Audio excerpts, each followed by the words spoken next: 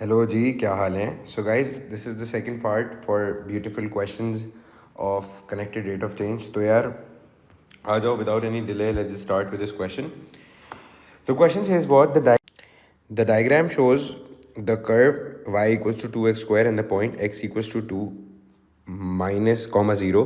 तो ये रहा भाई x वाला point and p is point something and p q lies on the curve and P Q is parallel to the Y axis. तो यार एक बात है, तो पी क्यू अगर पैरेलल टू वाई एक्सिस है तो बेसिकली क्यू का जो एक्स कोऑर्डिनेट होगा वो बेसिकली पी के बराबर ही होगा, क्योंकि ये दोनों बेटा देखो यहाँ से लेके यहाँ तक स्ट्रेट लाइन में ही होंगे. तो पी के जो क्यू का जो एक्स कोऑर्डिनेट होगा वो तो पी के बराबर ही होगा. पी का थ्रू आउट दिस लाइन जो है वो सेम एक्स कोऑर्डिनेट रहेगा. ठीक है. और कॉमा जो है वो बेसिकली कॉमा वाई कोऑर्डिनेट निकालने के लिए इसको क्या करेंगे, बेसिकली जब कर्व पे जब x की वैल्यू p है तो y निकालने के लिए मैं क्या करूँगा, y निकालने के लिए मैं एक काम करूँगा कि कर्व में x की जगह पे p डालूंगा. तो it is going to be 2p square. तो y इसका आ जाएगा 2p स्क्वायर. तो यार अब एक काम ये करते हैं छोटा सा कि जो है ना हम बेसिकली y कोऑर्डिनेट की वैल्यू को लिख देते हैं 2p स्क्वायर एट q. ठीक है जी, 2p स्क्वायर लिख देते हैं. तो भाई अगर मैं 2p स्क्वायर लिखूँगा so it is going to be something like this. तो q के कोऑर्डिनेट्स आ गए मेरे पास. ठीक है जी.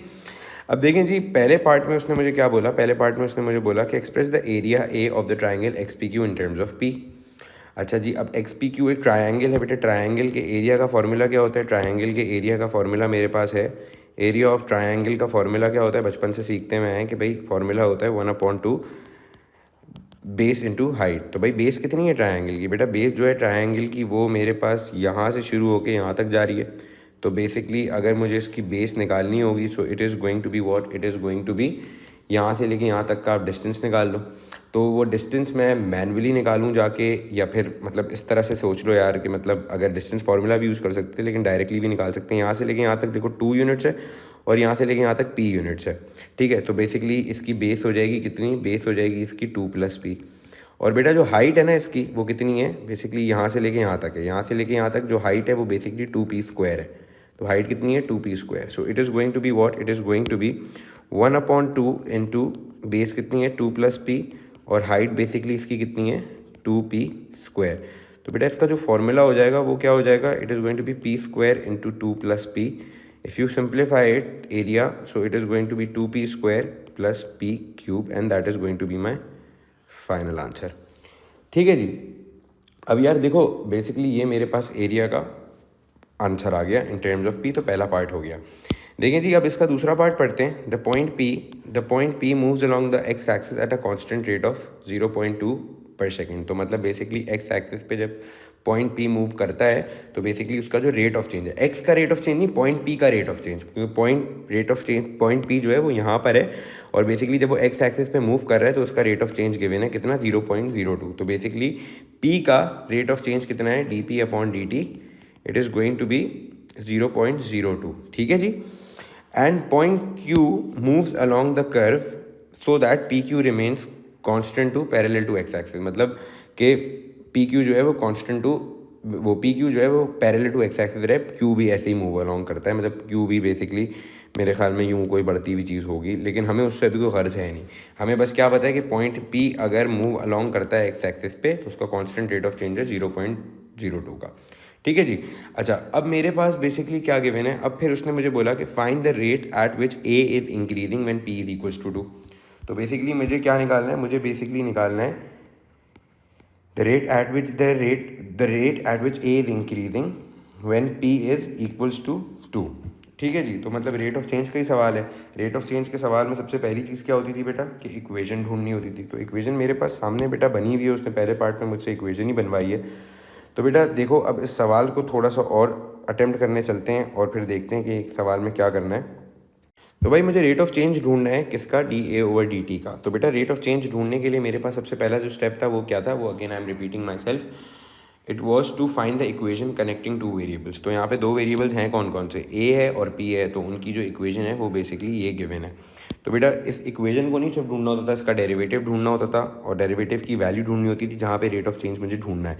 रेट ऑफ चेंज मुझे p=2 पे ढूंढना है, ठीक है जी। तो पहले डेरिवेटिव ढूंढ लेते हैं बेटा इसका। तो इसका डेरिवेटिव अगर मैं ढूंढने जाता हूँ, तो सेकंड पार्ट अटैम्प्ट करने लगा हूँ, तो एक इक्वेशन है क्या, 2p² + p³ है, तो that is the equation that is connecting a and p। तो बेटा इसका डेरिवेटिव अगर मैं ढूंढने जाता हूँ, तो it is going to be 4p + 3p², ठीक है जी। अब मुझे सिर्फ इसकी वैल्यू नहीं ढूंढनी थी, मुझे इसकी वैल्यू ढूंढनी थी at p=2। So it is going to be what, it is going to be dA/dp की वैल्यू 4 × 2 + 3 × 2 का square. So that means it is going to be 8 + 3 × 4 and then it is going to be 8 + 12 which is going to be 20। तो मेरे पास ये कितना आ गया बेटा, 20 आ गया। तो dA/dp की वैल्यू मेरे पास, सॉरी, dA/dp की वैल्यू बेटा मेरे पास कितनी आ गई, 20 आ गई, ठीक है जी। अब यार देखो सेकेंड पार्ट भी हो गया। अब मुझे चेन रूल यूज़ करना होगा, क्योंकि चेन रूल इसलिए यूज़ करते हैं ताकि मुझे दो रेट ऑफ चेंज कनेक्ट हो जाएं। तो बेटा चेन रूल पहले सबसे पहला बनाना पड़ता है। तो बेटा चेन रूल बनाने के लिए जो भी चीज़ चाहिए होती है, मुझे क्या चाहिए, मुझे चाहिए dA/dt। तो जो भी चीज़ चाहिए होती है उसको आप = की लेफ्ट हैंड साइड पे आपने इस तरह से लिखा, और राइट हैंड साइड पे आपने बनाने दो फ्रैक्शंस, आपने दो फ्रैक्शंस बनाए। बेटा जो भी चीज़ चाहिए होती है उसके न्यूमरेटर में जो भी होता है वो इसके न्यूमरेटर में यहाँ पर आ जाता है। तो यहाँ पर आपने dA लिखा। बेटा जो भी चीज़ डिनोमिनेटर में होती है वो यहाँ पर आ जाती है। So it is going to be dt लिखा, ठीक है जी। अब बेटा बचा क्या आपके पास, अब आपके पास बचा बेटा dp और dp, तो वो आपने मेरी जगहों पे लिख दिया। अब dA/dp की बेटा क्या वैल्यू है, dA/dp की जो वैल्यू है वो 20 है, और बेटा dp/dt क्या गिवन है, वो मेरे पास गिवन है 0.2। तो मैंने यहाँ पे 0.2 इस तरह से यहाँ पे डाल दिया। तो 20 × 0.02 बेटा क्या होता है, 20 × 0.02 मेरे ख्याल में हो जाएगा 0.4। तो बेटा that is going to be my answer for dA/dt, जो मुझे चाहिए था rate of change of area, ठीक है जी। That's all for this question. Alright, G, let's just start with this. So, guys, let's see what does the question says. The question says that figure 1 shows an open tank in the shape of a triangular prism. The vertical ends are A, B, E. यार देखो basically ना एक triangular prism है, वो basically नज़र आ रहा है। Prism के बारे में आप सबको पहले बता चुका हूँ बेटा कि प्रिज्म जो एक ऐसी चीज़ होती है जिसका क्रॉस सेक्शन जो है ना वो सेम होता है। तो इसका क्रॉस सेक्शन एक ट्राइंगल है, ठीक है। अच्छा दी, the vertical ends are ABE एक वर्टिकल एंड है, दूसरा बेटा DFC है, and are identical isosceles triangles. Right सी बात है, प्रिज्म है, क्रॉस सेक्शन सेम ही होने हैं। Angle ABE is equals to angle BAE। नज़र आ रहा है बेटा कि ABE और BAE दोनों बराबर होंगे, ठीक है जी। नज़र आ रहा है 30-30 दिए हुए हैं यहाँ पे। अच्छा, the length of AD is 40। AD की लेंथ कितनी है, 40 है। The tank is fixed in a position with an open top of ABCD horizontal, मतलब टैंक के ऊपर कोई ढक्कन नहीं लगा हुआ। The water is poured into the tank at a constant rate of 200 centimetre cube. तो मतलब वाटर जिस रेट से हमारे पास टैंक में आ रहा है वो कितना है बेटा, वो है बेसिकली 200 सेंटीमीटर क्यूब। तो मतलब रेट है, तो अगेन रेट ऑफ चेंज है, क्योंकि टाइम के हिसाब से देख रहे हैं, रेट बता रहे हैं, तो वो 200 सेंटीमीटर क्यूब इस टैंक में इस रेट से बेसिकली आपके पास पानी आ रहा है, ठीक है। तो ये आपने इस तरह से लिख लिया। अच्छा जी, अब देखो यार हो क्या रहा है, उसके बाद हमसे पहला सवाल पढ़ते हैं। अच्छा, दूसरी बात ये है कि the depth of the water t second after filling start is h। मतलब जब t सेकेंड्स गुजर जाते हैं और फिलिंग होना शुरू हो जाती है तो बेसिकली पानी थोड़ा बहुत भर जाएगा। नज़र आ रहा है कि भाई ये पानी भरा हुआ है। तो ये पानी जो भरा हुआ है ना, इसकी जो हाइट है वो कितनी है, वो इसकी हाइट है h के बराबर, ठीक है। ये h है, बाहर इन्होंने बनाया हुआ है इस तरह से, ठीक है। अब देखो यार सवाल पढ़ते हैं, सवाल में क्या लिखा है, show that when the depth of the water in tank is h, the volume v centimetre cube in the tank is given by this, is given by v equals to 40 under root 3 h square, sorry.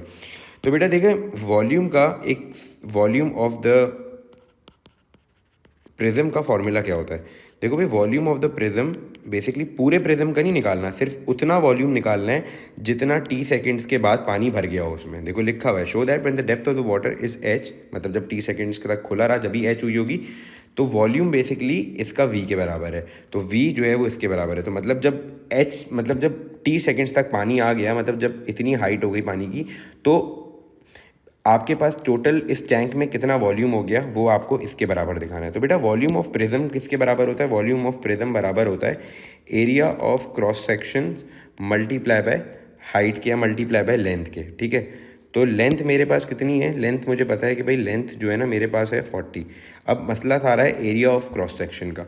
तो बेटा अगर आप area of cross section की इस सवाल में बात करो तो एरिया ऑफ क्रॉस सेक्शन है क्या? देखो क्रॉस सेक्शन तो वैसे तो अगर देखें ना तो क्रॉस सेक्शन बेसिकली मेरे पास ये वाली पूरी चीज़ क्रॉस सेक्शन है, लेकिन मुझे इसका वॉल्यूम नहीं चाहिए, मुझे सिर्फ उतने पार्ट का वॉल्यूम चाहिए जिस पे मेरे पास ये एच हाइट हो गई, मतलब मुझे ये वाले पार्ट का वॉल्यूम चाहिए।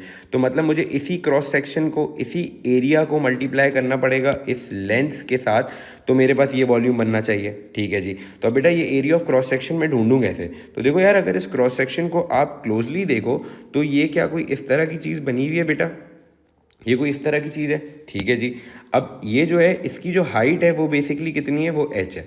अच्छा, अगर ये बेटा इसका अगर ये 30 है तो ये भी इसके 30 हो जाएंगे, क्योंकि देखो एग्जैक्ट शेप है। और बेटा अगर ये दोनों 30 हैं तो ये मेरे पास 60 और ये मेरे पास 60 हो जाएगा। ठीक है। और उसके अलावा जो है मैं इस लेंथ को अपनी x बोल सकता हूँ और इस लेंथ को भी मैं अपना x बोल सकता हूँ। अच्छा, अब देखो मुझे इसका एरिया निकालना है। तो बेटा एरिया ऑफ अ ट्रायंगल का फॉर्मूला क्या होता है? एरिया ऑफ अ ट्रायंगल है ये।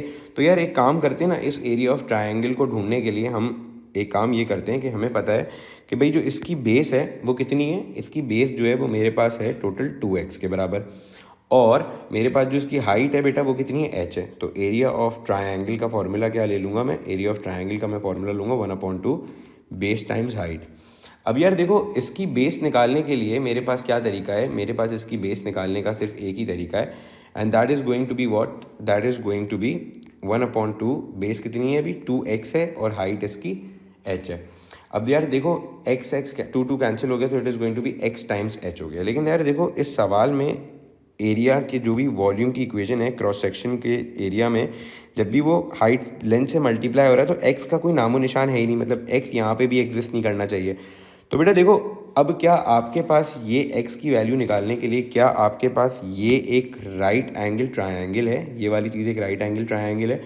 तो बेटा अगर राइट एंगल ट्रायंगल है तो मैं यहाँ पे क्या ट्रिग्नोमेट्रिक रेशो यूज़ कर सकता हूँ? बिल्कुल कर सकता हूँ। क्यों? क्योंकि देखो मुझे ये वाला एंगल चाहिए, ये वाला एंगल भी पता है, ये वाला एंगल पता है और ये वाली लेंथ भी पता है। भले एक्स की टर्म्स में निकालो, क्योंकि यहाँ पे भी देखो सारी चीज़ मेरे पास एक्स की टर्म्स में ही हो रही है। मतलब देखो पूरे सवाल में मेरे पास यहाँ पे हर चीज़ एक्स की टर्म्स में ही हो रही है, तो इतनी कोई टेंशन की बात है नहीं। देख लो, ये मेरे पास इस तरह का एक ट्रायंगल है, मेरे पास इसकी एक्स ये है, हाइट ये है, लेट्स कॉल दिस 60। तो बेटा अगर मेरे पास, मुझे पता है कि मेरे पास मैं क्या tan का रेशियो यूज़ कर सकता हूँ x की वैल्यू निकालने के लिए। तो it is going to be tan 60 is equals to opposite upon hypotenuse. तो बेटा ऑपोजिट कितना होता है? ऑपोजिट मेरे पास हो जाएगा x और वो ऑपोजिट अपॉन एडजेसेंट। तो एडजेसेंट कितना है बेटा? h है। तो अब मुझे क्या निकालना है? मुझे x की वैल्यू निकालनी है। तो बेटा tan 60 की क्या वैल्यू होती है? tan 60 is equals to √3 basically. तो √3 is equals to x upon h किया, तो बेटा x की क्या वैल्यू आ गई? x की वैल्यू आ गई h √3। तो मुझे पता चल गया कि भाई x किसके बराबर है? h √3 के बराबर है। तो बेटा अगर मैं यहाँ पर आता हूँ तो क्या मैं इसको और सिंप्लीफाई कर सकता हूँ कि h √3 multiply by h which is going to be h² √3। ठीक है जी। अब एक काम करते हैं बेटा, अब ना मेरे पास एरिया ऑफ ट्रायंगल की क्या वैल्यू आ गई? मेरे पास एरिया ऑफ ट्रायंगल की आपके सामने वैल्यू आ गई है h √3। That is was my area of cross section also. तो बेटा मैं यहाँ पर आऊँगा और मैंने एरिया ऑफ क्रॉस सेक्शन की जगह h² √3 डाला। तो now my volume is going to be equals to what? My volume is going to be equals to h² √3 multiply by 40, which can also be further simplified to 40h² √3, या फिर आप इसको ऐसे भी लिख सकते हो 40 √3 h²। ठीक है जी। तो ये मेरे पास वॉल्यूम का आंसर आ गया इस प्रिज्म के। ठीक है जी। अब यार सेकंड पार्ट पढ़ते हैं इस सवाल का। ये मुझे बस प्रूविंग का पार्ट था थोड़ा सा, तो थोड़ा टेक्निकल था इसलिए मैंने इस पर ज़्यादा टाइम लगाया। अच्छा जी, अब पढ़ते हैं भाई। अब क्या लिखा है? Find the rate at which h is increasing when h is equals to 5। तो मतलब क्या निकालना है? मतलब बेटा मुझे h का रेट ऑफ चेंज निकालना है। तो मतलब बेसिकली मुझे निकालना है dh/dt। अच्छा जी, dh/dt निकालना है। बेटा जी मेरे पास क्या गिवन है? मेरे पास क्वेश्चन में जो गिवन है वो है क्या है? अच्छा, एट h इक्वल्स टू 5 निकालना है। मेरे पास क्वेश्चन में बेटा एक dv/dt क्वेश्चन में गिवन था। ये गिवन है 200 centimetre cube and this was constant. ठीक है जी। तो बेटा अब देखो मेरे पास दो रेट ऑफ चेंजेस आ गए। अब रेट ऑफ चेंज निकालना है तो पहला स्टेप क्या होता था? पहला स्टेप होता था कि ऐसी इक्वेशन ढूंढ लो जो बेसिकली दो वेरिएबल्स को लिंक करे। तो एच और वी मेरे पास दो वेरिएबल्स हैं, उनको लिंक करने के लिए मेरे पास जो इक्वेशन एक गिवन है वो क्या है? 40√3h²। ठीक है जी। अब बेसिकली मेरे पास सेकंड स्टेप क्या होता है कि इस इक्वेशन का फर्स्ट डेरिवेटिव का वैल्यू ढूंढना होता है। तो 40√3h² है, तो it is going to be what? इसका डिफरेंशिएशन बेटा क्या हो जाएगा? It is going to be 80√3h हो जाएगा। अच्छा जी, अब मुझे इसका वैल्यू ढूंढना है। कहाँ पे ढूंढना है? h = 5। ठीक है, ये मेरे पास इस पे रेट ऑफ चेंज ढूंढना है मुझे। So it is going to be 80√3 into 5 हो जाएगा। So it is going to be 400√3 मेरे पास dv/dh की वैल्यू आ गई। ठीक है जी, ये एक पार्ट मेरे पास हो गया। अच्छा जी, अब देखें बेटा सेकंड थर्ड स्टेप क्या होता है रेट ऑफ चेंज का? चेन रूल लगाना। तो बेटा चेन रूल लगा लेते हैं। तो चेन रूल क्या होगा इसका? मुझे ढूंढना क्या है? मुझे dh/dt ढूंढना है ना भाई। तो dh/dt आपने पहले इक्वल टू की दूसरी साइड पे लिखा, राइट लेफ्ट साइड पे, बाकी राइट साइड पे आपने दो फ्रैक्शंस बनाए। अब जो भी न्यूमरेटर में लिखा है वो आपके पास यहाँ पे dh आ जाएगा और यहाँ पे dt आ जाएगा। बेटा वेली जगहों पे क्या आएगा? dv आ जाएगा और dv आ जाएगा। ठीक है, तो बेटा v/dh की वैल्यू क्या थी? 400/√3 थी। तो बेटा मेरे पास dh/dv की क्या वैल्यू हो जाएगी? इसकी वैल्यू मेरे पास हो जाएगी बच्चों 1/400√3। तो बेटा यहाँ पर आता हूँ, 1/400√3 लिखा। और बेटा dv/dt की कितनी वैल्यू थी? वो तो मेरे पास 200 थी, सवाल में स्टेटेड था। सो बेटा 200 1s are 200, 200 2s are, so my final answer is going to be 1/2√3 and this is what the rate of change of height is going to be. So that's all for this question. Alright G, let's just look at this question. The question says what?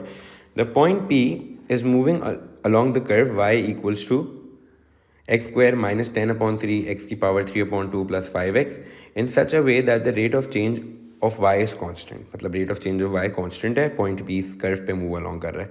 Find the value of x at the points at which the rate of change of x is equals to the rate of change of y is equals to the half of rate of change of y. मतलब क्या है कि जो भी x का rate of change है वो basically half of rate of change of y के बराबर है। तो मतलब क्या है बेटा? मतलब ये है कि सवाल में पहले लिखते हैं भाई कि बेसिकली जो कर्व है जिस पे ये बेसिकली सारी कहानी हो रही है वो उसकी इक्वेशन है ये। ठीक है जी।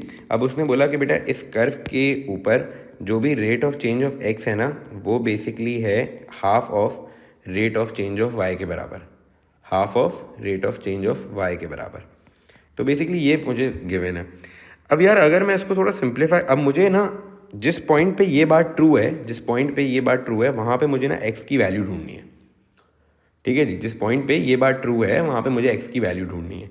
तो यार देखो ये थोड़ा सा ना टेक्निकल क्वेश्चन है। अब देखो यार इसको ना मैं एक काम ये करता हूँ, क्या मैं इसको लिख सकता हूँ कि 2 टाइम्स dx/dt, मतलब ये मैं 2 को इधर ला के मल्टीप्लाई कर रहा हूँ तो मेरे पास यहाँ पे क्या बचेगा? dy/dt बचेगा। अब बेटा क्या मैं dt कैंसिल कर सकता हूँ? बिल्कुल कर सकता हूँ भाई। तो ये क्या बनेगा? 2dx = dy। फिर बेटा क्या मैं इसको लिख सकता हूँ 2 = dy/dx। तो ये मुझे पता चल गया कि dy/dx जो है ना, जहाँ पे ये पूरी चीज़ थी कि dx/dt हाफ ऑफ dy/dt था, वहाँ ही पर dy/dx बेसिकली 2 के बराबर है, क्योंकि मैंने इसी से ही इसको सिंप्लीफाई करके ये चीज़ निकाल ली। ठीक है, अब उसके बाद क्या होगा?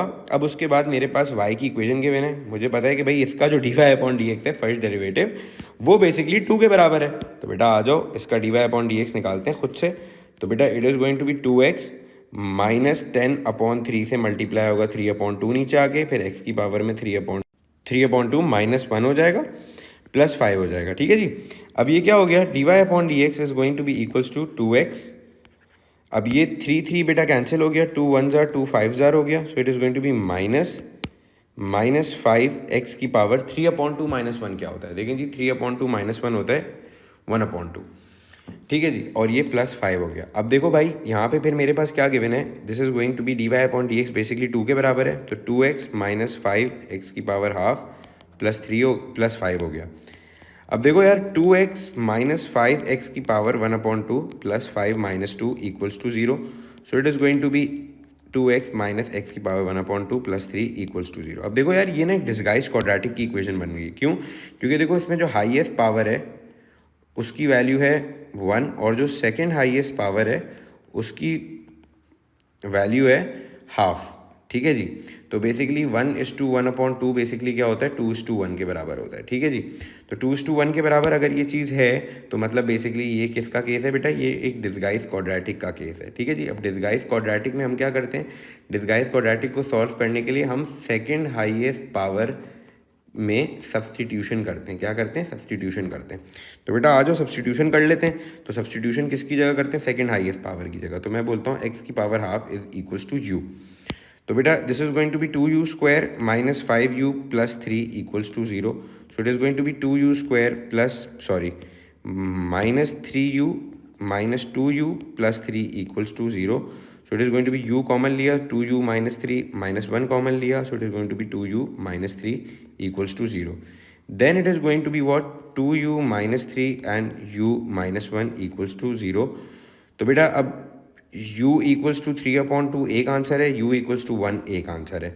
तो अब x की पावर थी क्या, जिसकी जगह u को सब्सटीट्यूट किया था, इट वॉज 1/2. तो x की power half equals to 3/2 and x की पावर हाफ इक्वल्स टू 1. तो इससे बेटा x का क्या आंसर आ जाएगा, 3/2 पे स्क्वायर लग जाएगा इधर आके, और इससे भी 1 पे स्क्वायर लग जाएगा. तो my final answer is going to be x equals to 9/4 and x equals to 1. And these two are going to be my final answers. And these two are the answers जहाँ पे basically dx/dt half था dy/dt. ठीक है जी. तो that's all for this question. Alright जी, let's start with this question. अब देखो क्वेश्चन बोलता क्या है, एक कर्व की इक्वेशन गिवन है. भाई क्या इक्वेशन गिवन है कर्व की, curve has an equation y equals to 12/3 minus 2x. तो भाई इसका पहला पार्ट क्या है, dy/dx निकालना है. ठीक है जी.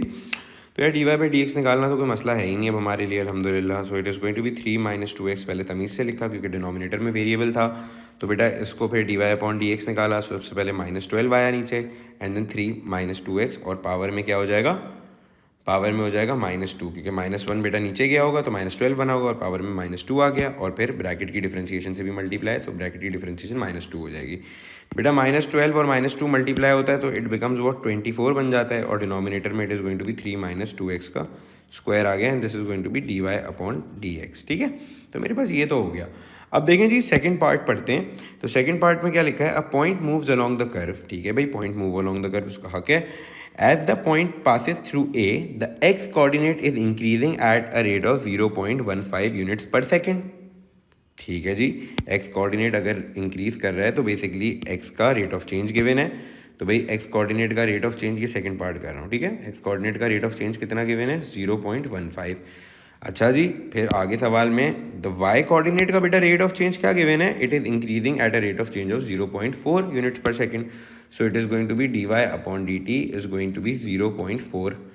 अब भाई देखो दोनों ही रेट ऑफ चेंज बता दिए, तो बेटा पूछा क्या है, तो उसने पूछा है कि अच्छा जी समझ आ गया. तो भाई as the point passes through A the x coordinate is increasing at a rate of 0.15 second and y coordinate is increasing at a rate of 0.4 second. तो मतलब बेटा x का रेट ऑफ चेंज इतना है, y का rate of change इतना है, वो पूछ रहा है कि कोऑर्डिनेट क्या है, x कोऑर्डिनेट तो बताओ, क्योंकि जैसे ही पॉइंट बेसिकली ए से पास कर रहा है तो ए पर जो x का चेंज है वो इतना है, y का जो चेंज आ रहा है वो बेसिकली इतना आ रहा है, वो बोल रहा है a का x कोऑर्डिनेट बताओ.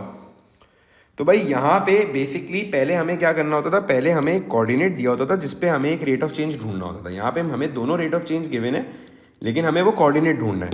तो बेटा इसके लिए ना आपको समझ किसकी होनी चाहिए, चेन रूल की. देखो बेटा चेन रूल में ना आपके पास क्या होता था, चेन रूल में आप करते ये थे, जो भी चीज़ आपको चाहिए होती थी उसका बेसिकली आप उसको सब्जेक्ट बना देते. अब यहाँ पे लेट सपोज मैं सब्जेक्ट बना रहा हूँ dy/dx को. ठीक है जी.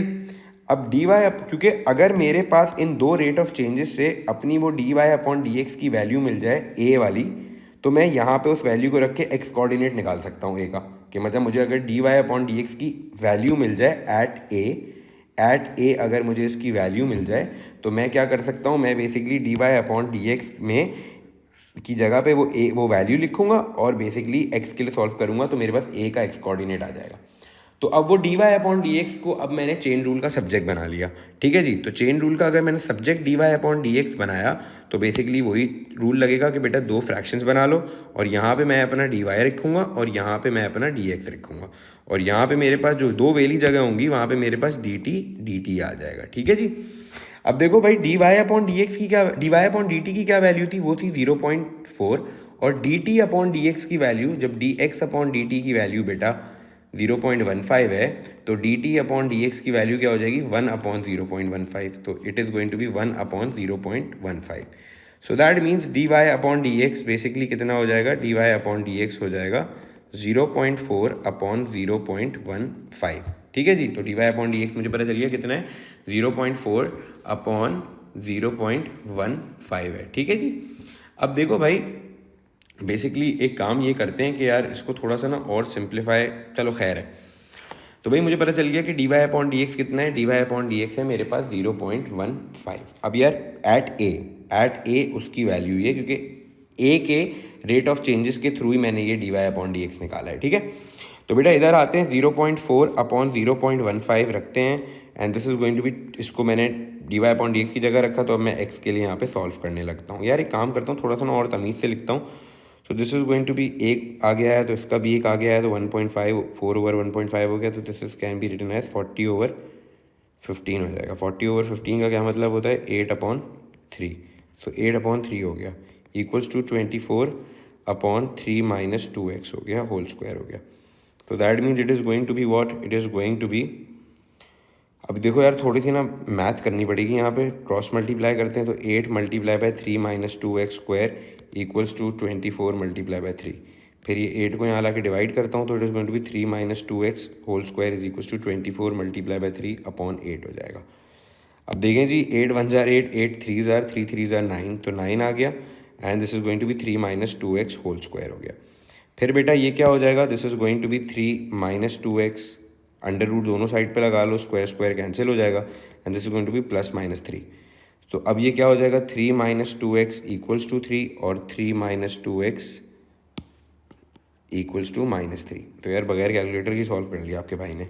तो 3 माइनस 3 0 होता है, तो 0x इक्वल्स टू 0 हो गई वैल्यू. और बेटा ये वाली वैल्यू क्या हो जाएगी, -3, so it is going to be minus 2x equals to minus 6, minus minus cancel, x equals to 3. तो x की वो दो वैल्यूज़ जहाँ पे बेसिकली ये वाला सीन होता है कि rate of change of x जो है वो 0.15 और y का रेट ऑफ चेंज 0.4 है, वहाँ पे a के पॉसिबल वैल्यूज़ जो हैं वो बेसिकली a के पॉसिबल x कोऑर्डिनेट की वैल्यूज़ क्या हो सकती हैं, एक हो सकती है 0 हो सकती है और एक बेसिकली 3 हो सकती है. तो ये basically x coordinate of a है, coordinate of a and this is going to be x coordinate of a. तो इसकी दो पॉसिबल वैल्यूज़ a के x कोऑर्डिनेट्स की वो ये हो सकती हैं जो बेसिकली मैंने rate of changes of x और y के थ्रू निकाली. ठीक है जी. तो कभी कभी सवाल में यार ये भी आ सकता है कि आपके पास दोनों ही रेट ऑफ चेंज गिवन होंगे और आपसे बेसिकली वो वैल्यू पूछेगा जहाँ पे ये मतलब x कोऑर्डिनेट पूछ लेगा. वरना यूजुअली क्या होता था कि बेसिकली एक रेट ऑफ चेंज गिवन होता था, दूसरा रेट ऑफ चेंज नहीं गिवन होता था, तो हम फर्स्ट डेरिवेटिव निकालते थे, उसमें वो वैल्यू निकालते थे जहाँ पे रेट ऑफ चेंज निकालना होता था, और फिर दूसरा वेरिएबल चेंज रूल यूज़ करके निकालते, दूसरा rate of change rule use करके निकालते थे. लेकिन यहाँ पे दोनों ही रेट ऑफ चेंजेस गिवन है, बस हमारे पास वो dy अपॉन डी एक्स नहीं गिवन था, फर्स्ट डेरिवेटिव नहीं गिवन था, का फर्स्ट डेरिवेटिव का बेसिकली कोऑर्डिनेट नहीं गिवन था. तो हमने क्या किया, हमने इन दो रेट ऑफ चेंज से वो फर्स्ट डेरिवेटिव की वैल्यू निकाली. तो फर्स्ट डेरिवेटिव की वैल्यू चेन रूल यूज़ करके निकाली, चेन रूल को थोड़ा सा चेंज करना पड़ा इस बार, और फिर फर्स्ट डेरिवेटिव की वैल्यू है, फर्स्ट डेरिवेटिव की जगह पे उसकी वैल्यू रखी और फिर हमने उसके वेरिएबल के लिए x के लिए सॉल्व कर लिया, तो हमारे पास आंसर आ गया. ठीक है जी. Let's look at one more question like that. ठीक है जी. Alright ji, let's start with this question. The question says what?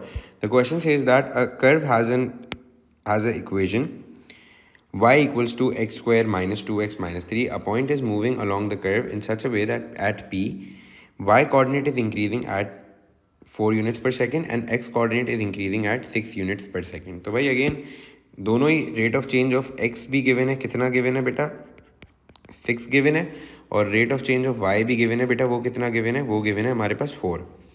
अच्छा जी. अब उसने बोला कि भाई ये रेट ऑफ चेंजेस कब होते हैं, जब बेसिकली एट p होते हैं. कब होते हैं ये दोनों ही रेट ऑफ चेंजेस, जब होते हैं हमारे पास एट p पर होते हैं. सही है. तो अब उसने बोला कि p के x कोऑर्डिनेट ढूंढ लो. क्या ढूंढ लो, p का x कोऑर्डिनेट ढूंढ लो. सही है जी. अब यार देखो बेसिकली ना, अगर मेरे पास rate of change of x और rate of change of y given है, तो बेसिकली और इक्वेशन भी गिवन है. तो इक्वेशन क्या गिवन है, x square minus 2x minus 3. तो यार अगर मैं rate of change of x और rate of change of y को यूज़ करते हुए अपने पास dy अपॉन डी एक्स निकाल लूँ. सही है जी. एट p p पर dy अपॉन dx निकाल लूँ चेन रूल यूज़ करके, तो मेरे पास क्या इसके लिए इसका dy अपॉन dx की वैल्यू आ जाएगी p पर। सही है जी, ऐसे ही कर लेते हैं क्योंकि p पर ही ये दोनों रेट ऑफ चेंजेस है ना, तो मैं p पर dy अपॉन dx ढूंढ सकता हूँ चेन रूल यूज़ करके, बिल्कुल ढूंढ सकता हूँ। तो बेटा चेन रूल होता क्या है, चेन रूल जो चीज़ ढूंढनी होती है उसको आप यहाँ पे लिखते हो और बेसिकली फिर दो फ्रैक्शंस बनाते हो इस तरह से, और बेसिकली जो भी चीज़ आपको ढूंढनी होती है उसका न्यूमरेटर यहाँ पर आता है, डिनोमिनेटर बेटा यहाँ पर आता है। So it is going to be dy और this is going to be dx। तो बेटा बाकी क्या बचा, बाकी अब मेरे पास बचा dt, तो dt यहाँ पर आ गया, dt यहाँ पर आ गया। तो dy अपॉन dt बेटा कितना गिवन है, dy अपॉन dt मेरे पास गिवन है 4, और बेटा dt ओवर dx कितना गिवन है, वो मेरे पास गिवन है कितना, dt ओवर dx मेरे पास 1/6 हो जाएगा, क्योंकि यार अब तुम लोग बड़े हो गए हो, dx अपॉन dt अगर 6 है तो बेटा dt अपॉन dx मेरे पास हो जाएगा 1/6। ठीक है जी, तो मेरे पास ये हो गया बेटा 4/6 which is going to be equals to 2/3। तो dy upon dx at p basically किसके बराबर आ गया, 2/3 के।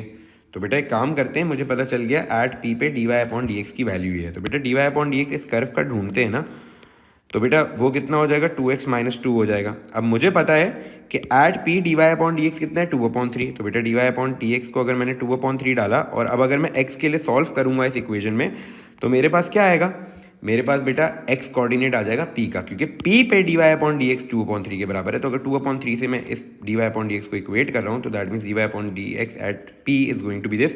तो अब मैं x के लिए अगर सॉल्व करूंगा तो x कोऑर्डिनेट ऑफ p आएगा मेरे पास। तो बेटा it is going to be 2/3 plus 2 हो जाएगा इक्वल्स टू 2x हो जाएगा। And now it is going to be what, it is going to be, calculator की बेटा कमी है, तो it is going to be 2 plus 6, तो it is going to be 8/3 and this is going to be 2x। तो बेटा it is going to be 8/6 equals to x, 4/3 मेरे पास x की कोऑर्डिनेट आ जाएगा eight p।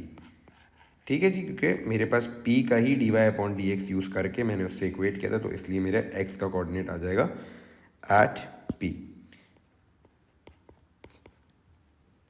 So guys, that's it for this video, and in this video I've tried to solve like almost every type of question that has ever sat in your exam for related to connected rate of change. I hope you guys understood this topic, so let's call it a day now. So that's all for this video. See you guys in the next one. Take care. Good luck. Bye bye.